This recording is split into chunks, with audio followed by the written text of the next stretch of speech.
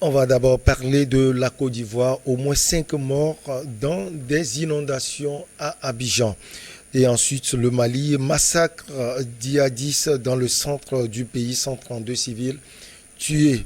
En République démocratique du Congo, les Kinois gardent d'un contre l'assassinat de Patrice Lumumba. Et puis on termine par le Togo. La commission électorale a formé son bureau. Nos invités sont en place. Eric Johnson, journaliste, directeur de publication de l'Union. Bonjour Eric. Bonjour Michel, bonjour chers collègues, bonjour chers amis téléspectatrices et téléspectateurs de New World TV. Nous avons également Firmin Teko Agbo, chroniqueur politique. Il est également le directeur du Centre de recherche et de géopolitique internationale qui porte son nom. Firmin, bonjour. Bonjour Michel Takba, merci de m'avoir invité. Bonjour coach Esso Kwamivi Aklesso, ou bien Kwamivi Aklesso Esso. Vous êtes consultant et coach en politique et en entrepreneuriat. Vous allez bien? Oui, bien. Comme Eric Harry, quelqu'un aussi me demandait comment un caviar peut s'appeler Kwamivi. Bon, bonjour à tous les téléspectateurs de New York. Sinon, je suis caviar métissé et oui. Donc, ça ne veut rien dire. En réalité, c'est la façon dont il a présenté le monsieur que je connais. Il dit Kwami sort à Clesson. Après, il revient pour dire sort à Clesson, Kwami, tout ça. Donc, c'est ça qui m'a fait rire. D'accord. Non, mais tu sais, aujourd'hui, avec le métissage culturel et ethnique, aujourd'hui, il n'y a plus de différence entre nous. Quelqu'un qui est né dans notre anéro natal peut s'appeler Esso s'il veut. Ça dépend de tout un chacun. D'accord. Allez, on prend la direction de la Côte d'Ivoire. Au moins 5 personnes, dont 4 enfants, sont mortes dans les inondations à Abidjan après une nuit de fortes précipitations annoncées mardi. Les pompiers mobilisés dans les nombreux quartiers de la capitale économique ivoirienne touchés par une intense saison des pluies. Alors, coach Esso Kwamivi Aklesso, c'est vrai que c'est récurrent quand même en Côte d'Ivoire et d'autres pays sur la côte ouest africaine. D'abord, les gens doivent comprendre que nos agents ou nos spécialistes de météo et les spécialistes qui doivent défendre ou lutter contre les urgences sociales, je pense qu'ils ne jouent pas leur rôle. Parce que Abidjan, d'ailleurs, est construit sur un plateau. Donc, toutes les villes, Gonzaville, Adjamé, même Marcouri et Koumassi, la plupart de ces villes sont en bas des grandes routes, des grands axes routiers. Donc, les inondations, 90% touchent ces genres de villes, sauf les villes qui sont sur le plateau. Des villes ou bien des quartiers? Non, bon, Abidjan même, sont des quartiers, mais qu'on peut appeler des communes. Une sorte de conurvation. Donc, ce sont des villes. Comme vous voyez, après, il y a Koumassi, il y a Marcouri, la ville s'enchaîne. Donc, Abidjan même est très grand. Donc, je me dis que soit ils ne veulent pas faire leur boulot bien parce qu'ils annoncent que ça devait avoir. Donc, quelque chose qui a eu une année donnée, vous devez vous prémunir contre ça. Je reconnais déjà que même la France et les États-Unis, New York ou Paris ont connu des inondations entre-temps. Mais ces villes-là, quand quelque chose se passe une fois, la seconde fois, ils ne suivent plus. Dispositions. Mais je ne sais pas pourquoi chez nous ici, les experts, s'il y a un atelier, s'il y a une conférence, vous allez les voir détailler les choses, dire de beaux mots, et tu vas même être ébloui. Mais ils n'ont pas de solutions concrètes par rapport à ça. Sinon, la Côte d'Ivoire, d'abord, il y a le lac, ou s'il faut l'appeler Ébrié, là.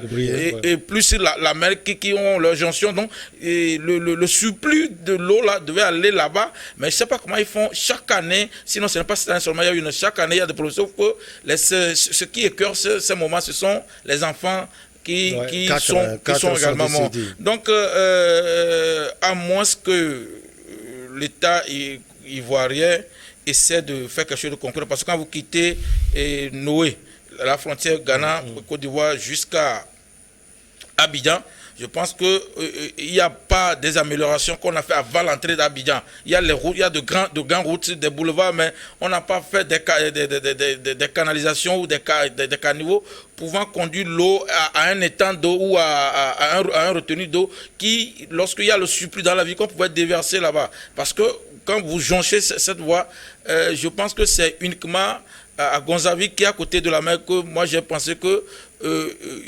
l'inondation arrive à rester à côté du goudron, mais la plupart des quartiers ou bien des milieux urbains d'Abidjan sont très souvent inondés quand il pleut. Et le problème, comme je le dis, c'est que Abidjan même est situé sur un plateau. C'est comme à Takpame ou Kara. Donc c'est pourquoi il devait avoir une architecture digne de ce nom pour évacuer l'eau chaque fois. C'est un pays que vous connaissez aussi, hein, Eric Johnson. Qu'est-ce qui est à la base de ces inondations sans cesse? Il faut le reconnaître, hein, quand Essor parlait tout à l'heure, il a cité des pays occidentaux qui souffrent également des inondations. Il faut reconnaître qu'aujourd'hui, tous les pays au monde sont impuissants devant la dégradation de la nature. Le fait est qu'ils polluent, ces pays-là, surtout ces pays industrialisés, polluent suffisamment la nature au point où nous, qui sommes les petits pollueurs, s'il faut parler ainsi, nous subissons ces effets-là à grande échelle. Ce qui se passe à Abidjan, comme il a dit, est situé sur un plateau. Il y a même des quartiers qui s'appellent deux plateaux. Quand vous quittez deux plateaux, vous allez un peu loin à Koumassi, tout ça. Qu'est-ce qui se passe? Vous savez que ces inondations-là proviennent des débordements, surtout du fleuve Ebri. Et quand il pleut, vous voyez le niveau de la rivière avec le niveau du sol, c'est pratiquement la même chose. Du coup, l'eau qui arrive, au lieu de stagner et trouver une issue pour passer, ça se déverse sur les quartiers. Et du coup, ces inondations-là, avec la dégradation de la nature, ça a un effet très impactant sur les populations. Et quand vous suivez un peu les images, qu'est-ce que vous constatez? Il y a eu une pluie et vous constatez qu'il y a des éboulements.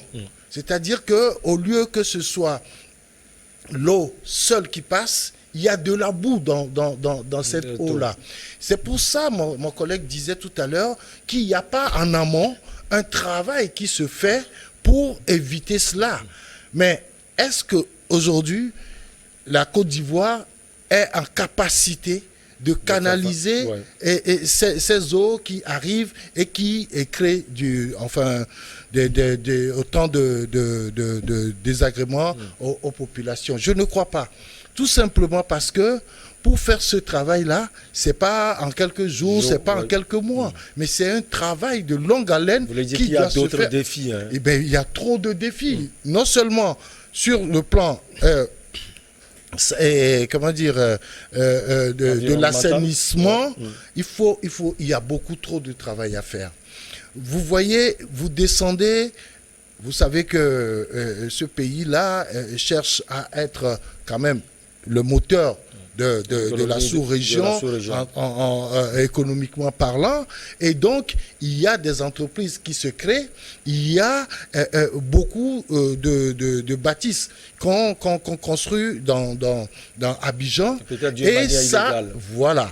Et ne suivant pas forcément un plan directeur établi par l'État ivoirien, et donc ça cause des dégâts à tous les niveaux. Des gens, quand ils veulent construire leurs bâtiments, puisque c'est des bâtiments, de grands bâtiments, ils font tout pour élever les niveaux. Ouais. Et donc automatiquement, on a vu des conséquences. Les conséquences sont là. Tous ceux qui sont, sur cela. Voilà, tous ceux qui sont en dessous subissent automatiquement, lorsqu'il y a une pluie diluvienne, subissent automatiquement les conséquences. Donc je crois que finalement, il faut que l'État ivoirien fasse ce travail-là et je crois qu'il faut partir de quelque part pour pouvoir couvrir tout Abidjan, qui est une très grande ville avec autant de populations. Et vous savez, la concentration aussi des populations crée aussi des phénomènes de ce genre. Alors, qu'est-ce qu'il faut faire concrètement? Sur une image tout à l'heure, Fiemete quoi, à Agbo, on a vu une route bien construite. Et à côté, il y a tout un méli-mélo. est-ce que les gouvernants, le gouvernement du président Alassane Dramane Ouattara, selon vous, doit faire quelque chose de concret? Non, je ne sais pas si vous avez bien suivi Eric Johnson. Au début de son intervention, il a dit qu'il y a des pays qui sont de très gros pollueurs, mais ils subissent aussi les conséquences du réchauffement climatique, mais c'est nous qui subissons vraiment ces conséquences. Plus que ces pays-là, ils polluent beaucoup plus, mais nous, on pollue moins, mais on subit beaucoup plus les conséquences de la pollution et du réchauffement climatique. Ce que ça voudrait dire, ça voudrait simplement dire qu'au niveau des pays occidentaux, il y a des mécanismes qui sont mis en place, il y a des structures bien faites, même s'il faudra subir les conséquences du réchauffement climatique, ces conséquences quelquefois sont un peu moindres par rapport aux pays du Sud que nous constituons. Ça veut dire qu'il y a ce qu'il faudrait faire, c'est que les pays comme la Côte d'Ivoire, le Togo, les pays sous-développés, même ce n'est pas seulement même les pays africains, les pays asiatiques même qui subissent aussi ces situations difficiles, Indonésie, tout ça, Vietnam et autres. Ce qu'ils devraient faire réellement, c'est de savoir là où ils sont en train d'aller et de mettre en place une architecture sérieuse. Vous imaginez, si vous suivez un peu les causes de ce qu'il y a aujourd'hui, comme ce que nous sommes en train de vivre nos frères ivoiriens, les gens ont construit sur des zones inondables. L'État est là depuis, il ne dit rien par rapport à ça. Comment vous pouvez être un gouvernement, vous voyez des gens construits sur des zones inondables et vous les laissez? Vous imaginez, ça fait déjà des années que l'Abidjan subit la même situation. En 2018, il y avait eu des morts. En 2020, il y avait eu des morts. Mais le gouvernement et la météo, le coach a dit tout à l'heure que la météo même avait annoncé tout cela. Mais qu'est-ce que le gouvernement fait? Ça veut dire donc juste après cet épisode du feuilleton annuel, on va encore oublier en janvier, en juin prochain, et on va vivre la même chose. Alors que n'oubliez pas, en 2023, il y aura la CAN.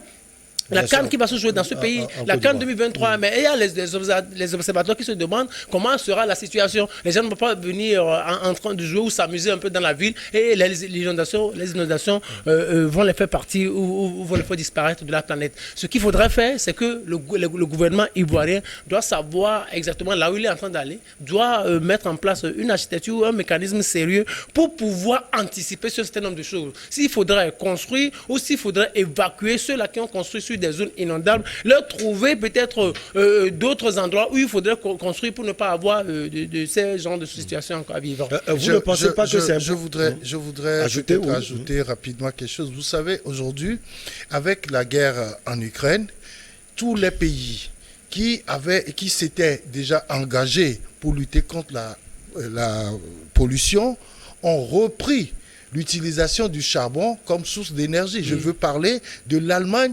qui a voulu avoir d'ici 2025 ou 2030 au moins 1,5% de pollution.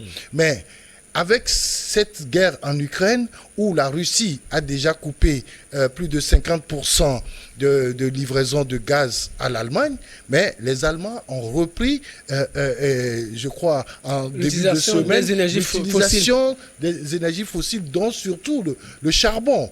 Et il y a également la Hollande qui a également repris la mèche. Ça veut dire que la nature sera encore plus polluée et les situations là vont plutôt se multiplier et s'aggraver. Et d'où la nécessité pour nos États de trouver déjà des solutions idoines en amont à ces situations. Justement, parlant de solutions, coach Issa Kelesson, on a vu, même en Côte d'Ivoire, le gouvernement du président Ouattara, qui il y a de cela 2 semaines, demandait aux populations d'un quartier de partir pour qu'on puisse faire des travaux à ce niveau. Il y a eu également des problèmes au niveau des populations. C'est difficile finalement de convaincre les gens. Est-ce que ce sont les moyens qui n'accompagnent pas les politiques des dirigeants? Des fois, nos États sont des pagailleurs. Ouais, c'est ça le souci. Et quand vous allez au Togo ici, On a payé aux gens au niveau à Dakar, mais consort de parti. Les gens ont pris l'argent, mais ils sont encore revenus rester. Mais on ne leur dit rien. Après 10 ans ou 15 ans, les enfants de ces messieurs vont réclamer qu'ils ils sont inondés et on va encore débloquer de l'argent. Quand on renvoie des gens, l'État doit transformer les gens là en HLM. On construit des habitations à loyer moderné et on peut laisser là. Si tu as 3 pièces dans ta maison, dans l'étage qu'on a construit, on peut te donner ces 3 pièces avec l'interdiction de revendre. On voit tout est bête. Mon assistant m'a montré quelque chose, c'est inondé, tout le monde est en eau là-bas. Mais dans l'eau, mais vous voyez, jusqu'à présent, on s'en fiche. Mais l'année passée, on va revoir la même chose. Et les gens ne font pas. Il y a un monsieur qu'on appelle colonel White aux États-Unis, dans les années 1800. La ville était inondée, mais on l'appelle, je pense qu'il y a ça sur YouTube, c'est Manny White.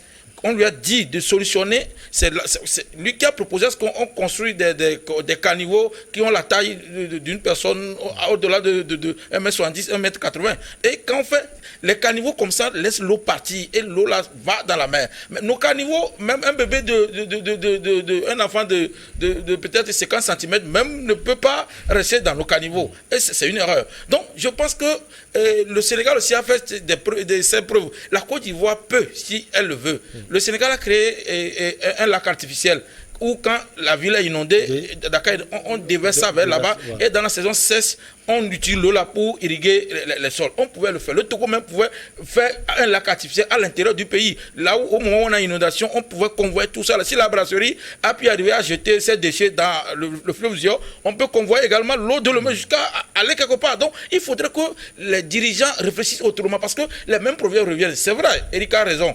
Quand il pleut à Paris, Abidjan inondé, comme les même le disent. C'est ça le problème. Donc, il faudrait qu'on réfléchisse autrement parce que nos dirigeants, j'ai l'impression que on gratte la surface. On ne veut pas résoudre le problème. Quand vous allez à Abidjan, normalement, une ville qu'on a construite depuis 2005, même de temps de Gbagbo jusqu'à maintenant, la Côte d'Ivoire a lancé un chantier de construction. Donc, quand vous voyez, tout ça là, on devait prévoir comment faire ces routes, mais il n'y a pas, vous voyez les images, il n'y a pas un caniveau digne de choses qu'on retrouve sur les blancs. Même, sans oublier plutôt que c'est la Côte d'Ivoire qui avait amené les déchets toxiques là, qui a demandé qu'on devait là-bas. La même chose que Rwanda est en train de faire, en disant qu'il prendra le surplus des immigrés de la grande. C'est les bêtises là qu'on fait qui nous nuisent. C'est ça même, je dis. Donc, il faudrait que nos dirigeants pensent à l'Afrique, comment ça va. Et non crier après qu'une France ou quoi, il nous fait quoi. Il faudrait réfléchir comment solutionner et laisser les agrégats ou les agrégés et nous faire des formules inutiles au lieu de trouver une solution. Actuellement, nous si on est inondé ici, mais vous allez voir, c'est la sortie, l'arrivée du président au Qatar, c'est tout ce que tout. Personne ne parle d'inondation, alors que les gens sont dans l'eau. Et les mêmes personnes, on va les revoir l'année prochaine à la même période, vous verrez cela. Donc moi je pense qu'il faudrait partir de la base, construire des HLM. Et bien, par exemple, l'État pouvait trouver les cités millénaires qu'on a construites. On pouvait prendre les gens de Bel, les loger là-bas maintenant et construire des HLM, des immeubles à Bel là-bas et avec des caniveaux, tout fait. Et quand les gens là reviennent, toute une famille peut prendre un immeuble. Et là, on n'aura plus ce genre de problème chaque fois. Quand vous allez actuellement à Bel, je suis sûr que vous allez vomir. Donc voilà les solutions. De toutes les façons, il y a un paradoxe dans tout ce qui se passe. C'est-à-dire que vous voyez les gens se réunir autour des COP et pour parler de choses, changement climatique, etc. Et en même temps, ça veut dire que pour ces gens-là, il faut qu'il pleuve. Maintenant, quand il va pleuvoir, mais comment vous allez diriger ces eaux-là, ces surplus d'eau-là qui arrivent dans vos pays? C'est un paradoxe. Ouais. Aujourd'hui, comme il le disait, c'est vrai, on peut aussi se dire que nous avons des problèmes de pluie. Il ne pleut pas assez pour nos cultures, etc. Mais quand on va résoudre ces problèmes-là, il y aura certainement un surplus. La surcharge d'eau sur la terre, le sol, doit forcément créer un problème et il faut trouver une solution. Allez, on marque la petite pause et on revient pour la suite avec vous, chers invités.